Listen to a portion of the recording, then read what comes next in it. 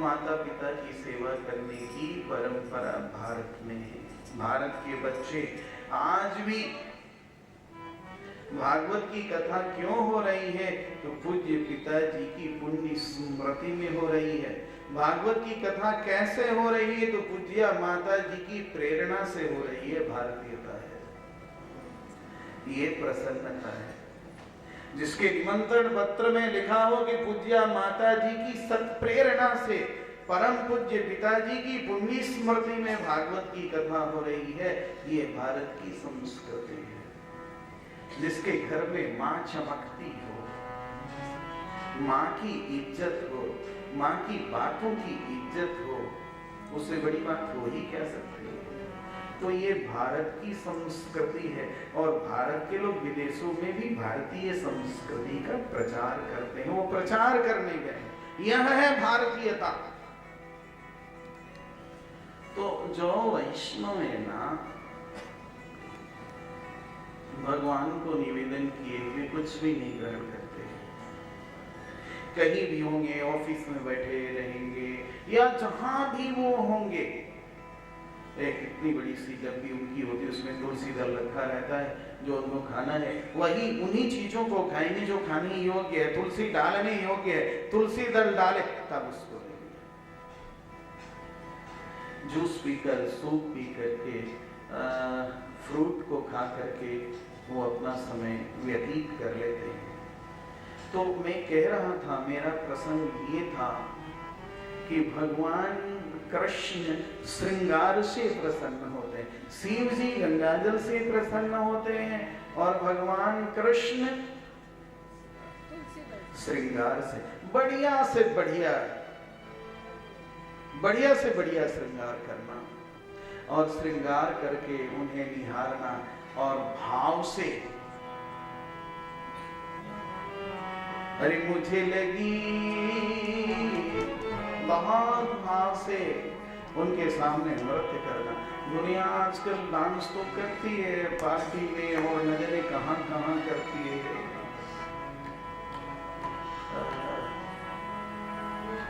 दुनिया तो नशा करके, शराब पी करके नाचती है। तुम भक्ति का नशा कर लेना और तब उनके सामने ठुमुक ठुमुक करके मीराबाई की तरह, गोदा देवी की तरह, अरे मुझे लगी श्याम संग प्रीत दुनिया क्या जाने, मुझे लगी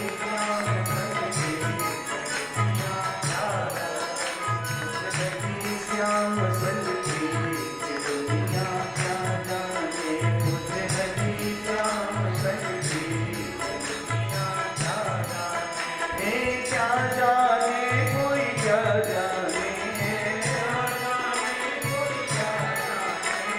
क्या जाने कोई क्या जाने।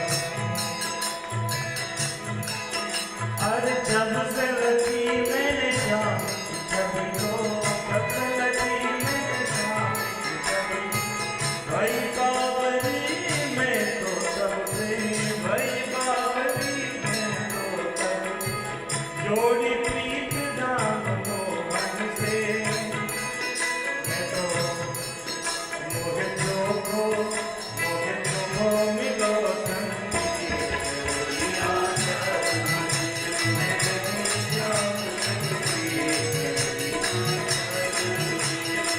मुझे लगी श्याम संग प्रीत,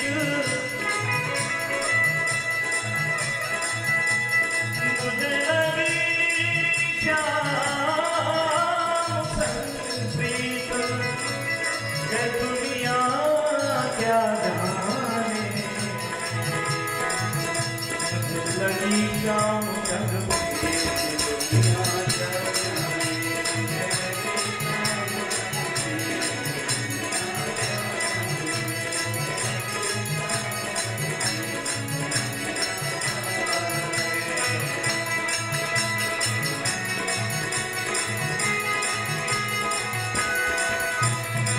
श्री राधे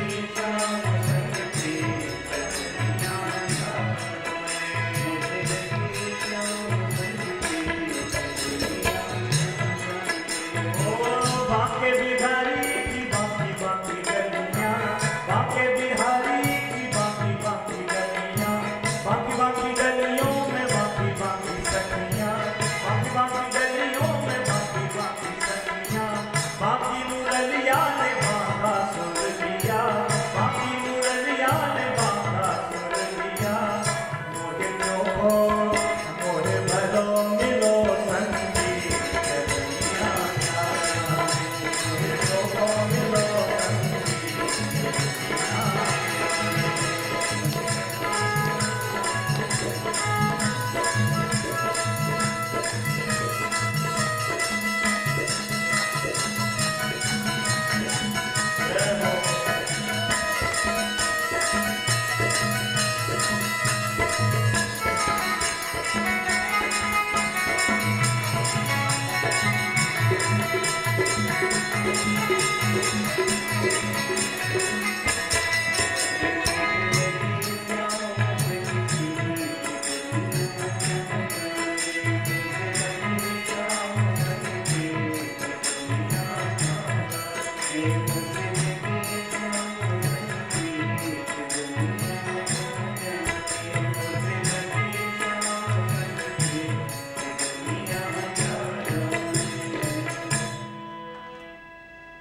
तो भाव से भगवान खुश होते। श्रृंगार को ठाकुर जी को बढ़िया से बढ़िया, जैसा पहनते उससे बढ़िया पहना। ठाकुर जी का श्रृंगार बहुत बढ़िया करो, ठाकुर जी श्रृंगार से प्रसन्न हो जाते हैं। तीसरे देव सूर्य भगवान है। सूर्य आत्मा जगतस्तु कस्य, सूर्य के बिना सृष्टि चल नहीं सकती। सूर्य देव नमस्कार करने से प्रसन्न होते हैं। किसी से सीख लो सूर्य नमस्कार करने के लिए। सूर्य नमस्कार करने से पूरे शरीर का, पूरे बॉडी का एक्सरसाइज हो जाता है और भाव विशुद्ध बना रहता है। किसी प्रकार की कोई बीमारी नहीं शरीर को स्पर्श कर पाती है। सूर्य देव नमस्कार करने से और कुछ नहीं हो। पहले की संस्कृति की, राजस्थान की नई नवेली दुल्हनें भी आती थी तो जल्दी स्नान करके तुलसी जी को जल घालती थी। एक घंटी, अब जिसके पास चांदी की है, नहीं तो तांबे की घंटी में जल लेकर छात पर चढ़ गई और सूर्य को अर्घ डाल दी। सूर्य को अर्घ जरूर डालो। अर्घ डालने से सूर्य भगवान को नमस्कार करने से प्रसन्न होते। तीसरे ब्राह्मण देवता है ब्राह्मण को बढ़िया मधुर चीज खिलाओ, ब्राह्मण लोग प्रसन्न हो जाते। तो मैं प्रसंग शिव जी का कह रहा था। शिव जी देखो, शिव परिवार की ओर एक बार देखो। आपको मैं बताऊं तो आप कान खोल के सुनना, बढ़िया से समझना। शिव जी बैठे हैं और शिव जी का वाहन है वृषभ। शिव जी का वाहन क्या है? वृषभ, बैल। अब बगल में सती जी बैठी हैं, उनका वाहन क्या है? सिंह। बैल भी बैठा है और सिंह भी बैठा है, लेकिन एक बार भी गुर्रा करके सिंह बैल की ओर नहीं देखता है। दुनिया में देखा जाता है कि गाय बैल को सिंह देखे तो झपट करके खा जाए, लेकिन जहां शिव बैठे हैं वहां पर बैल भी बैठा है, सिंह भी बैठा है, लेकिन निर्वैर है साहब, कहीं वैर नहीं है। अब देखो, शिव जी का पुत्र कौन है? गणेश। गणेश का वाहन क्या है? मूषक, चूहा। और शिव जी के पूरे देह में सांप लिपटा हुआ है। सांप का आहार मूषक है, चूहा है, लेकिन एक बार भी झपटता नहीं है मूषक पर। निर्वैर। शिव जी के बड़े बेटे का नाम है कार्तिकेय। कार्तिकेय का वाहन है मोर। मोर सांप को देखे तो खट से काट डाले। सांप भों भों कर रहा है उनके देह में, लेकिन मोर उधर देखता नहीं है। यह शिव परिवार है।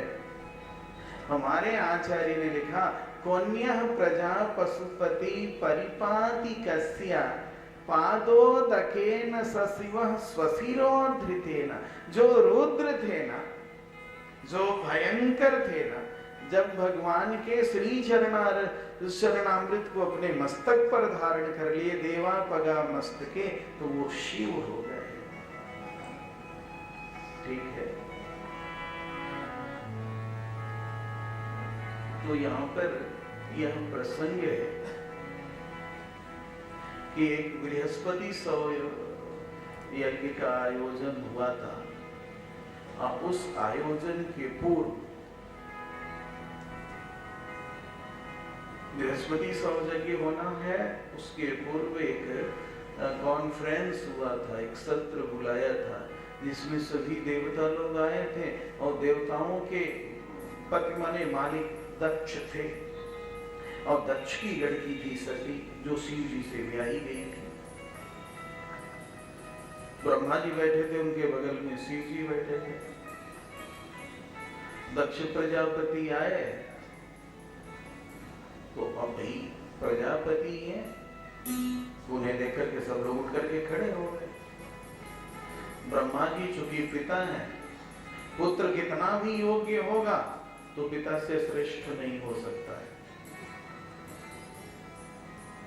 तो ब्रह्मा जी नहीं खड़े हुए, शिव जी भी नहीं खड़े हुए।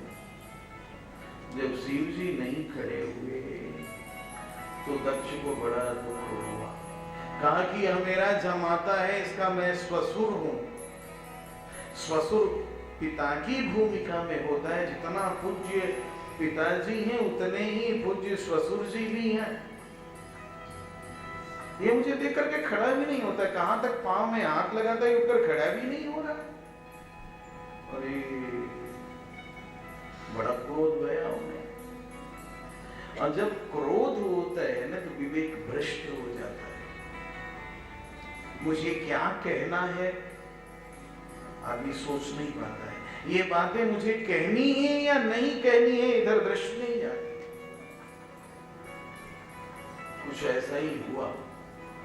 बड़बड़ाने लगे, नोल्टा पुल्टा, ऐसी ऐसी गालियां बकने लगे जो सुनने योग्य नहीं, कहने योग्य नहीं। नंदीश्वर को नहीं रहा गया, नंदीश्वर ने अभिशाप दे दिया। उनको तो अभिशाप दिया, साथ में ब्राह्मणों को भी अभिशाप दे दिया कि उन्होंने मना क्यों नहीं किया। ब्राह्मण लोग आग बबूला हो गए, इन्होंने भी शिव भक्तों को अभिशाप दे दिया। शिव जी को ये बातें अच्छी नहीं लगी। जो होना था सो तो वो करके ही, क्या करें। दक्ष ने जब यज्ञ का आयोजन किया तो सभी लड़कियों को बुलाया। 16 लड़कियां थी ना, 15 को तो बुलाया लेकिन सती को नहीं बुलाया। विमान पर बैठ करके देवता लोग जा रहे थे। सती जी ने शिव जी से कहा कि आखिर ये विमान पर आरूढ़ होकर के विमान उधर ही जा रहा है, कहां लोग जा रहे हैं? शिव जी कहने लगे कि कौन कहां जा रहा है इससे आपको क्या मतलब है, जा रहा है उसको जाने दो। बहुत समझाने की कोशिश किए तो सती जी को ये बातें अच्छी नहीं लगी। सती जी ने कहा कि मैं तुम्हारी पत्नी हूं, बात बात में तुम झिड़कते रहते हो, बात बात में तुम डांटते रहते हो, लगता है कि तुम्हारी चेली हूं, बार बार तुम मुझे उपदेश देते रहते हो, ये बातें मुझे जच नहीं रही। अरे मैं पूछ रही हूँ क्या बिगड़ गया? तो शंकर जी को भी थोड़ा, तो शंकर जी ने कहा सब तेरे बाप के यहाँ जा रहे हैं।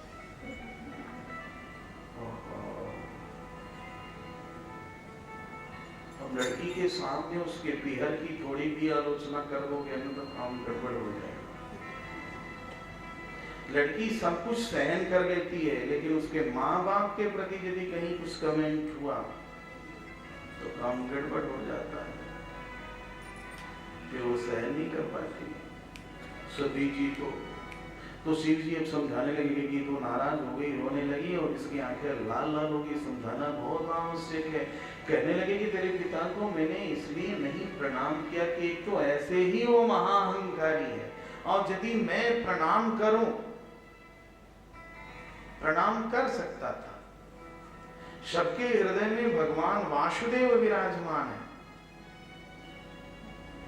सबका हृदय देवकी है, अब जगन्नाथ सबके हृदय में बैठे हुए हैं, ऐसा समझ करके उस वासुदेव को लक्ष्य करके प्रणाम किसी को भी किया जा सकता है, लेकिन उस आदमी को प्रणाम नहीं किया जा सकता है कि प्रणाम करने से उसका अहंकार और भी बढ़ जाए, इसलिए मैंने प्रणाम नहीं किया।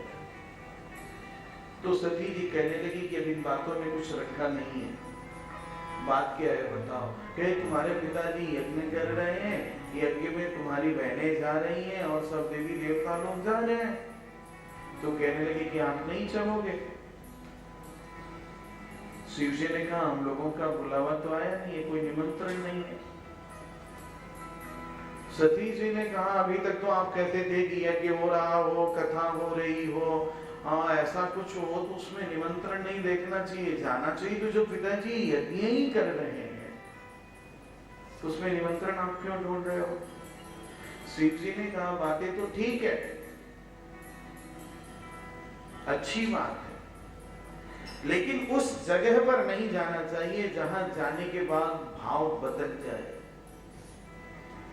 और चर्चा का विषय बन जाए। तुम समझ नहीं रही हो।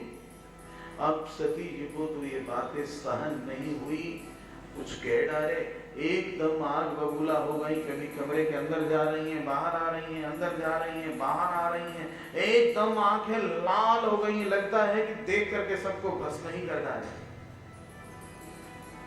सती जी चली अपनी मायके